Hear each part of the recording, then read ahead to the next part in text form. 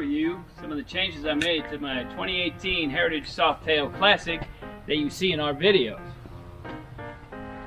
When I first got it, it was around Christmas time, and my son had the forethought to know Dad likes tunes on his bike and bought me the Boss Audio stereo system. That's 4 speakers, and over here is the amplifier, which I tucked in this old phone case. Oh, I guess this has seen some better days. This is how I hooked it up.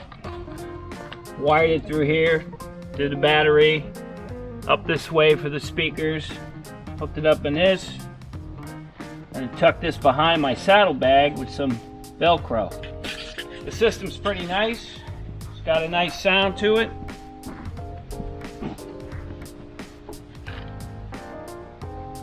Let's try a little sample so you see how it sounds.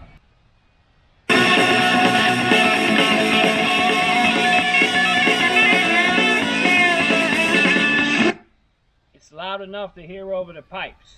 That's not some high-end $600, $700 system, but it does the job. I'm way happy with it. Second thing I wanted to do to this bike was change out the saddlebags. Now the stock Heritage saddlebags look real nice. There's nothing wrong with them, but I missed the size, the full-size bags, because I came recently from a Road King to this, and I really missed the storage capacity that these offer you. I just got a few items in here now, but generally I can use it for groceries. Going on a long trip, I can fit a whole lot more stuff I can than the smaller bags. These bags here are made by Hogworkz. They go for like $799 with the mounting brackets and all the hardware you need to mount the bags to the brackets. They're a pretty good deal, considerably cheaper than Harley. And I like them. Yeah, the thing about these bags is they come disassembled, so you have to put them all together. It's really not that difficult. There's very good videos online to tell you step by step how to put these bags together. The one-touch hardware, you have to assemble all of that. And of course, attach the lid to the bag. Put these brackets on here to hold the bag shut. It was overall a really good deal, and I'm very happy with the bags. They look good. When I was looking for saddlebags, I was looking for fiberglass for some reason, because I know the old Harleys have fiberglass bags, and I seen these with ABS, and I was like, I don't know about ABS plastic. And then I found out all the stock Harleys these days, the new touring models coming out with, they got ABS bags. I checked these against a friend of mine's Road Glide, and there's no difference. So that's a damn good deal. In order to put them bags on here though, of course, I had to change the exhaust. As you can see, this is a dual exhaust, one on each side, in order to accommodate the size of these bags. This type setup is not going to work with your stock over under type exhaust system that come on there. So I searched around for various ones. I really like these. These are called Freedom Performance 4.5-inch Racing True Dual Exhaust. So I like them well enough. They're a little bit of a pain in the ass to put on, but I managed to do it with much, just say much cursing and gnashing of teeth. And I like them well enough, except for there's some flaws. I've had these a little more than a year now since I bought them. And just a couple of days ago, I looked down and I go, damn, all the chrome is coming off these end caps. And it doesn't look so good. So I went online and priced the end caps themselves. They get 160 bucks a piece for these, each one. So you got over $300 if you want to change them out. I'm out of warranty now, of course, so I don't know if there's much I can do about that. So I don't know if it's defect, just poor workmanship on their part, but I'm really not happy with that. Not a huge deal for me though, but other folks that might find that as a big deal. It's a pretty cool configuration. They actually go underneath the frame here. They got these mounting brackets that you replace the old mounting brackets with. And they wasn't that difficult to assemble. But there was a lot of, I guess it's like anything else like that. You know, you got to play around with it and fiddle with it and get it to where you want it. One other thing about these that was kind of a disappointment too, when I had the stock Heritage bags on there, when I was setting it up, I found out on the old Heritage bracket, there was no place to put it.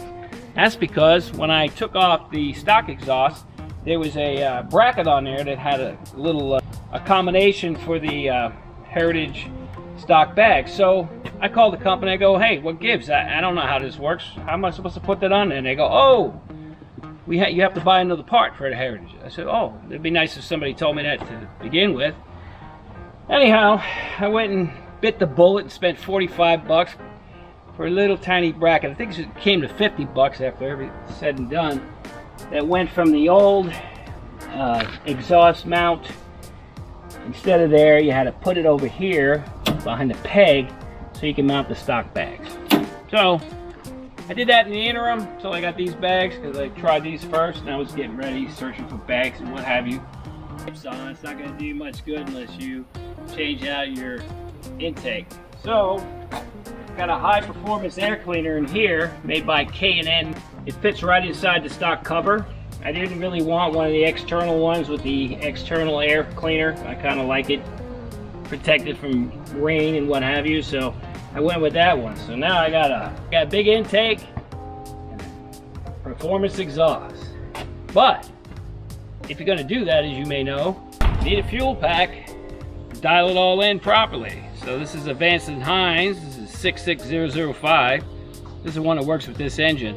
I think it works with any Milwaukee 8. Couldn't swear to it. I know it works for the 107, but I'm pretty sure it's smart enough to do that. These go for about $400. Well worth it though. I'm glad I did it.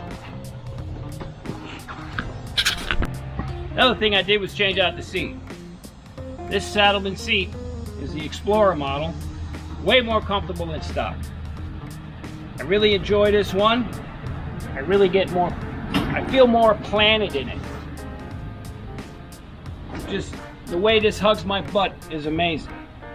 I've had problems with other Harley seats in the past because I don't have an ass and I tend to slide around a lot in the seat, but this one keeps where I need to be. I got some lower back support. I'm rocking and rolling in this one. Loving it. I highly recommend Saddlemen seats. It's the Explorer model. Once again, they make other ones.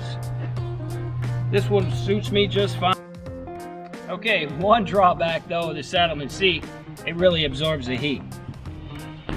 This sits out in the hot sun all day while you're at work or someplace else, and you get on that in the hot summer, especially here in Florida, it'll burn your butt all the way home, or all the way where you're going. So to alleviate that, I got this seat cover. It is made by Meteor Life, I'm not sure how you say that. It goes on there in a snap. Use the passenger pegs in the back sissy bar, whatever you got there. Boom. Put that in the hot sun. It reflects it all right out off the seat. It may look kind of dorky to your buddies, but I'll tell you what, who gives a damn when your ass ain't burning going down the road? Alright, being I bought this secondhand, there's a few items that came with it already that were not stock. These engine guard, crash bars, whatever you want to call them, they came with the bike. I know from Harley they go for about 200 bucks. And luggage rack, sissy bar, packer bar, quick disconnect. This is a wonderful thing. I would have did this and that anyway if they didn't come with the bike, but fortunately whoever owned it prior to me saw fit to do that. This thing's amazing.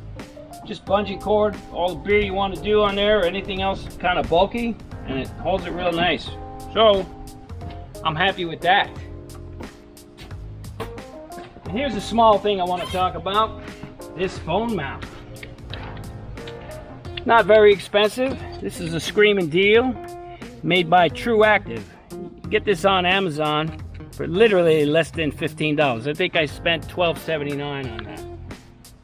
Put your phone there, squeeze it in place, put the little elastic around it, and it comes with several of these in different colors. I guess eventually they'll break, so you got like 10 of them in a pack. But so far, it's been working out fine. Donna has one of them on hers as well.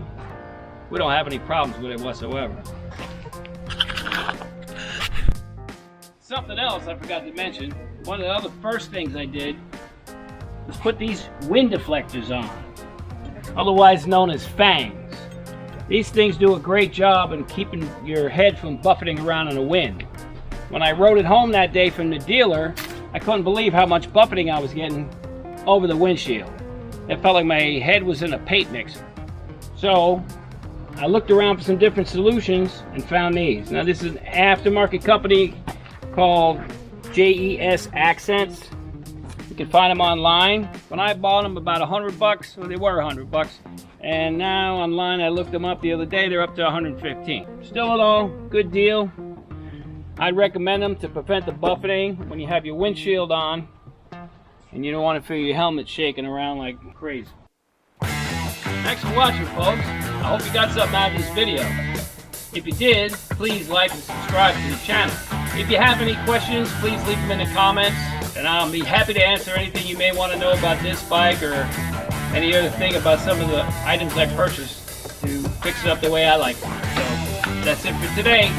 See you next time. Have an outstanding day.